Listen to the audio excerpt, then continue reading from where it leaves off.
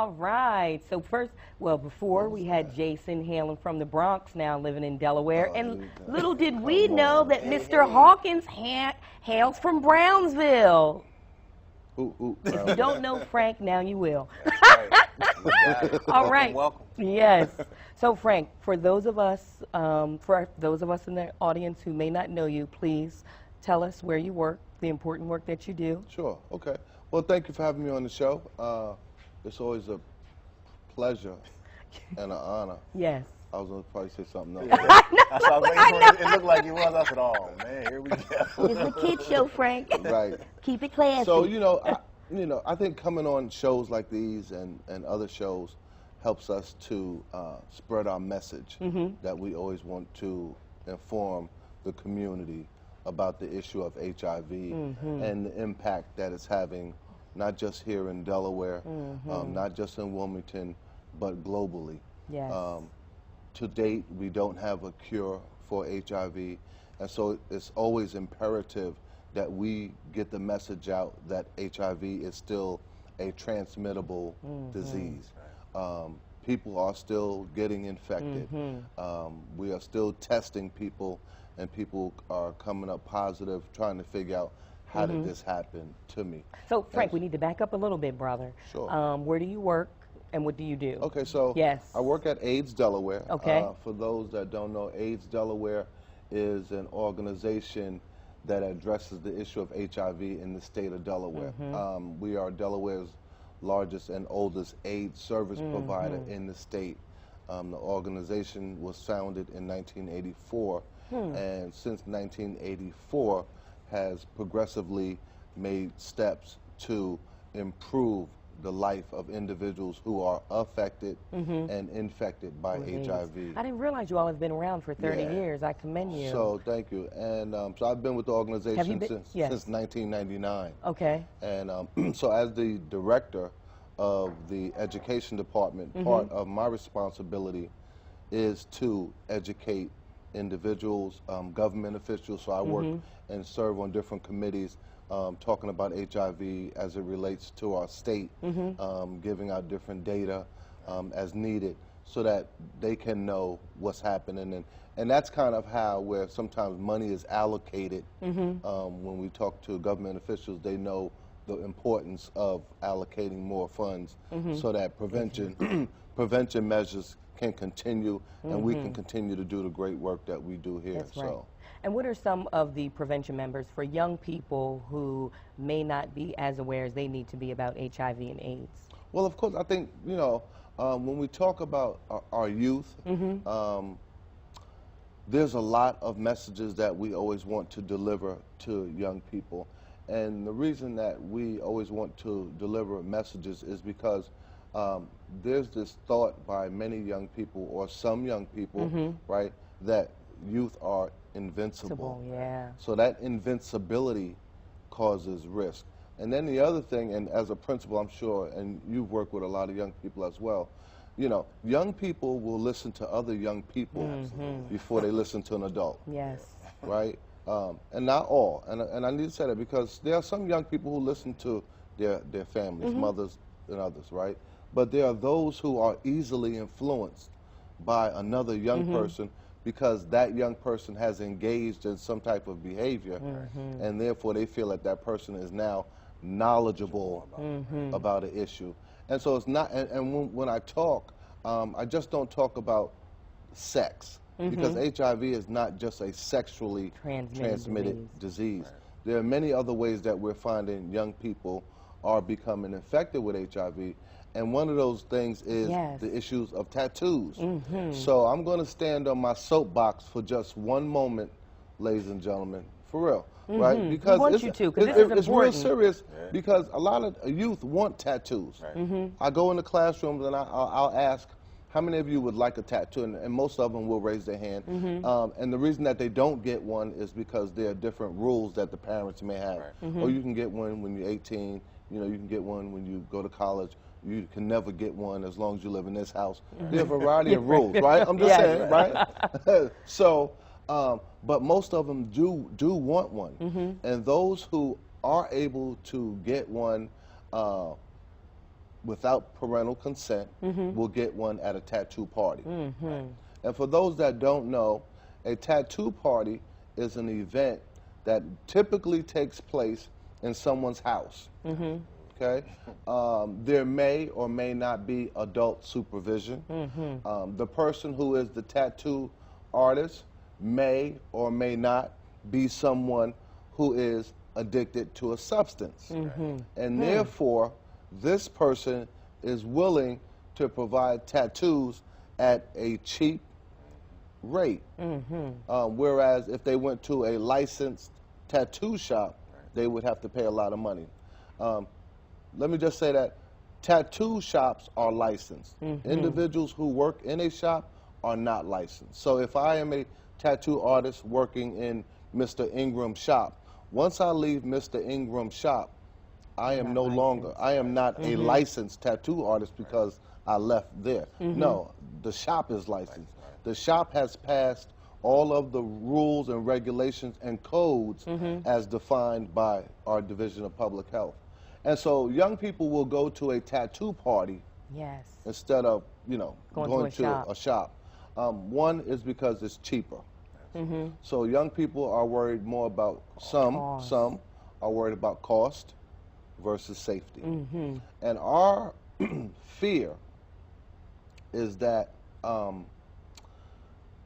somewhere down the line, we may begin to see an increase in infections that may not be associated with the tattoo, but may be associated with sex. And the reason for that is because it takes 10 years for a person to start exhibiting symptoms. So if a person is 15, let's say, and they become infected with HIV, they may not show symptoms until they are in their 20s. Okay? And so that's the concern. So now I'm in my 20s, I test positive for HIV or hepatitis C as well. Let me talk about that as well. And now it's like, where did this come from? It was sexually transmitted, etc.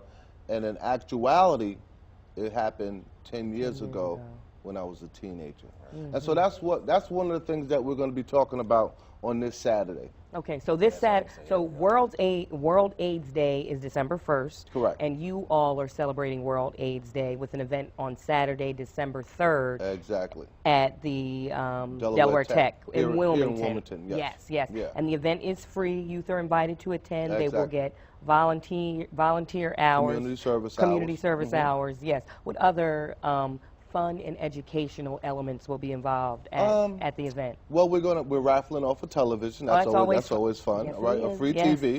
You know, listen. For anybody to come? Huh? For anybody, yeah. For anybody that comes. We'll give you a raffle ticket, and but before we give you a raffle ticket, you have to visit all of the educational exhibitors and organizations that'll be there. I'm glad you shared that. Yeah, and they have to, and you have to share or talk with them about something that's going on. And who are some of the exhibitors? We have Westside Health. Okay. We have Duffy's Hope, AIDS Delaware, Latin American Community Center. We have the Christiana Health Ambassadors are going to be there. Oh, okay. We have Springfield College is going to be there. We have, I knew you was going to ask me this. It's about 13 of them, though. Okay. Yeah, 13 organizations will be represented. And again, the event is free, and it's from what time? So it's a free event. Food? No food. Yeah, we'll have snacks. We'll have snacks. Okay, that works. So we're going to have. If you feed them, you know, they will come. We're going to have fruit, juices. You know, the stuff Deltec can provide for us that we actually pay for. But you know, so. You know, come on, it's free. Exactly. Here's my issue, right? And now, you know, another soapbox. This is free, right? You come to learn about HIV, how to protect yourself. We're going to have free testing on site.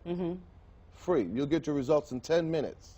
We'll also have people available that if somebody is positive, we will be able to provide you with resources, right, and information. We'll help you walk through this so that you don't feel alone, okay? Because we don't know if somebody will or will not, but we need to be prepared. So we're going to have a free event, free testing, information, a really good time for parents to have with their children to help you open the door to a discussion Yes. that might be uncomfortable for you. We're going to bridge that gap in some way so that you can just say, what did you think of that event, son or daughter, right? That helps you bridge that gap because now you get to see how your children feel about what's happening, you know, in their lives. What do you think about this? What do you think about that? And Frank, give us a little bit of a preview.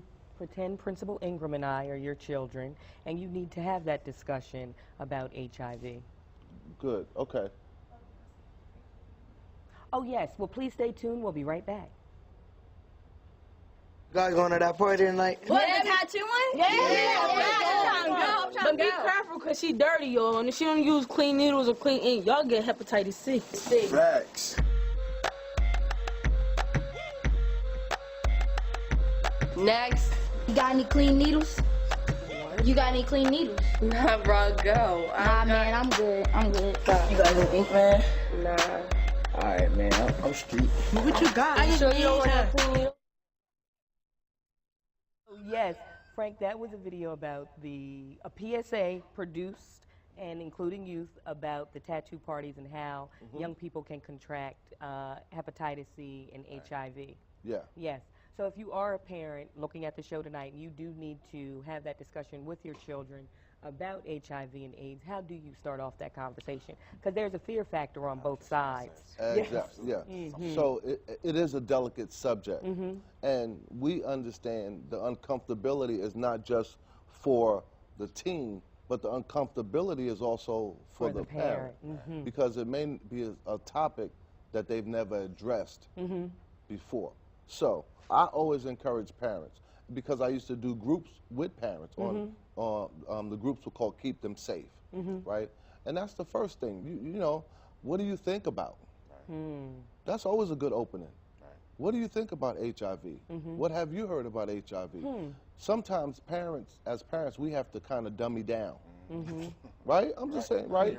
So we dummy down and we say, did you know that HIV could be transmitted? You're my child. Yes. And I say to you, Claudia, guess what I learned? Did you know that HIV can be transmitted through semen? Mom, I been knew that. We learned that in, really? So now, who feels more powerful? The child feels more powerful. The power has been transferred to the child. So now they feel like I'm going to educate you. Yeah. Right? It's, I mean, I think, you know, not that I'm the smartest person on earth, but I kind of understand some of the thinking of our youth. And there's some things that if they feel like you know it all, then I really don't need to say anything. But if they feel like they know more, then they're going to talk and give you what it is that they have. So I always think that's one of the greatest things. Another avenue that I always encourage is if you find a billboard. Did you see that bill? Did you know that? Again, did you know? Did you know? Because they're in school or they hear it on the street, you know, and they'll tell you pretty much everything that they kind of know, everything that they've learned, everything that they've heard, because nowadays youth have creative language. They do. Right? Yes. To discuss what they want to talk about or say Without to a person, and you will never know. I have no idea. Words like, what's up with the top? You know, you're like, the top? Oh, of the soda? What do you mean? You know, right? Yes. Yeah, you're right. A parent will have no clue that they're on the phone discussing oral sex with another person. And so those are the things that we kind of engage parents in, learning about different things as it relates. And that's what the event is pretty much about. So after the event, if you want further assistance, right, to help you to know more and to talk with your child, give us a call. But that's what we want. Call us. Yes. And provide us with your number, please, Frank. Our number at AIDS Delaware is 302-652-6776. Again, that's 302-652-6776. And plug the event once more. Again, so that's this coming Saturday. We want you to come out to the World AIDS Day Summit. It's a free event. It's open to the public. It's going to be at Delaware Technical and Community College. located on 4th Street right here in Wilmington. It's free. The doors open about 10:30. The event starts at 11. The event starts out with you being able to visit all of the exhibitors and get some information about other organizations that are present. And then we go into the actual event itself with our panel. We have a panel that will be there. Who's on the panel? Well, it's actually 2 individuals. Okay. We have a young lady out of Philadelphia. Her name is Lynette Trawick. Lynette is HIV positive. So she's going to be talking. How young is Lynette? Lynette is, I believe, in her 30s. Okay. Right, she's an adult. She's going to be. She has children. Wow. She's married, and she's going to be talking about that aspect of it, as well as living with HIV. How long she's been living with HIV. And that's powerful too, because you know people get to see someone who has the disease and someone who's living with it and still living a healthy and having a successful life. You know, because a lot of times people feel like, oh my goodness, I've contracted this, and what's going to happen to me? Exactly. You know, what are my limitations? What am I going to be able to do? Yeah. To be able to see that, I mean, that's power in itself. And I think, you know, to see somebody that's thriving. So she's a thriving, you know, young lady. Her husband as well will be there, I'm sure. Awesome. Right? And that he can lend his voice to the topic. And the great thing about her and the other young man that will be there is they're open to any questions that you may. I don't care what the question is. I've seen Lynette in action before. They're open to just being asked any questions. What kind of sex do you have? Does your husband put on a condom? Right. Do y'all, you know, what do you do? What's that like? How do you have children? Because they just had a child. Had another baby. Yeah. Okay. So again, we just want So people Lynette to come out. is one of the panelists, and who's And our then second Miguel. panelist? Miguel. Miguel is another. He's in his 20s. Okay. I think he's like 21. And So he he's is also prob- HIV positive? He is also HIV positive. And how long has Miguel been living with HIV? I'm not sure if Miguel was born with HIV. Okay. So his story is going to be new to me as well. Okay. Right? But again, I think the message that we want to give is that people are living with HIV, right? There is no cure, so you still have to protect yourself. Yes. If you are going to have sex, I always talk to youth in high school about abstinence as a choice. Yes. Right? Let's not just take that off the table. Let's always consider that. Let's think about maybe waiting. What are some of the benefits of waiting? What have you seen happen to those who do wait? What have you seen happen to those who don't wait? Right? So let's wait. Let's balance this out. Let's do a cost-benefit analysis and see which is, you know, better. And that's how we got to deal with young people. We do. We just can't just say, don't do that. Yes. Girl, don't come in here pregnant, and boy, keep your thing in your pants, will you? Yeah, because we know that's not That going to is work. not a discussion. It isn't. There's no feeling. There's no dialogue. I've gave you a directive, and I need you to follow that. So. And children need to have options. So Frank, just so I get some clarity, people can contract AIDS at the tattoo parties through the needles. Correct. Correct. And you're saying that the needles are dirty or they're not properly disposing of? Yes, please let me just educate us. interject. Okay. So it's not just the needle. Okay. It's the ink. Ah. Right? Look at them. Ah. Yeah, because I right? didn't think about that. Y'all plan that? No, it's the ink. It's the needle. So if I were HIV positive. Because they're purchasing ink that is obviously contaminated? No. This is new ink. Let's just say this is new ink. Right? A person is HIV positive. They get a tattoo first. I am a cheap tattoo artist, and I can't really afford needles. So there's only a few people I say, y'all look pretty healthy. Nobody looks like they have HIV. I'm going to use this needle on everybody at this party. Unbeknownst to me, somebody in the party is HIV positive. And so now I continue to tattoo. So everybody who goes after the person who is HIV positive has been exposed to HIV. Doesn't mean that they've been infected. Yes, it means they've been exposed. It exposed. means they've been exposed. There's difference. What is the difference? Well, exposure means you've been exposed to it. It doesn't mean that you have it. It just means you've been exposed to it. And the exposure. So there's a possibility, but there's also not a possibility exactly. of contracting it just in the means future. You put yourself at risk. Right? Now, Frank, I think you also make another good point. because you said these people look healthy, they don't look like they Exactly. And I have HIV. What does HIV look like? It doesn't have a face. Exactly. And I said that purposefully because people, right? People go by what they see. As human beings, we're attracted to what we see, right? So if we see a person and they look nice and we want to talk to them, that's what we do. And we don't walk up and start out with a question of, let me check you got HIV? No, we don't do that, right? So we still have to overcome a lot of our stigma. Yes, I agree. In our communities, and especially in communities of color. Yes. African Americans still lead. Let me just say this. Yes, because African Americans, there are 1.2 million people infected with HIV in the United States of America. Of the 1.2 million people, more than half of those infected are African Americans. More than half. More than half. So we carry a disproportionate rate of infection in the United States. And it's preventable. Exactly. Say that one more time, Frank. It's preventable. You don't have to get infected. That's right. Yeah, Yes. So we thank you for your time and expertise. And Delaware, now that you are in the know, please be sure that you attend the World AIDS Day Summit on December 3rd. Again, the event is absolutely free, and you can learn more from Frank and his guests. And by all means, bring your family, bring your partner, but just be there. Thank you for joining Principal Ingram and I at Congo Children's Corner. And next week, we'll be sure to bless you with the lovely Kim Congo.